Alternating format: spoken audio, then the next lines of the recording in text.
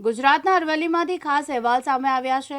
અરવલ્લીના ધનસુરા તાલુકાના ભેસાવાડા ગામમાં ગંભીર બનાવ બન્યો છે। ગામની સાખરી પુલ નજીક વીજ પોલના જીવંત તારના સંપર્કમાં આવવાથી બે અજાણ્યા શખ્સોના ઘટના સ્થળે કરંટ લાગવાથી મોત થયા છે।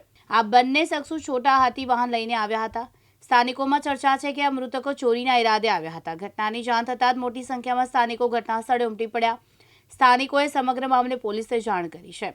પોલીસે આ બંને મૃતકોની ઓળખ કરવા સમગ્ર મામલે વધુ તપાસ હાથ ધરી છે અને બંનેના મૃતદેહને પોસ્ટમોર્ટમ માટે ખસેડ્યા છે।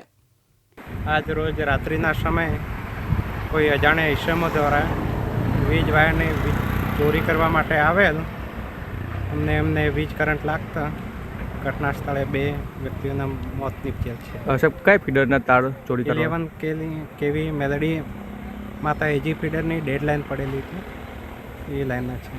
સાહેબ અગાઉ કોઈ તાર ચોરેલા ખરા કોઈ ઘટના સામે આવી? તલોદ સબ ડિવિઝનમાં થયેલી છે ધનસુરામાં હાલમાં।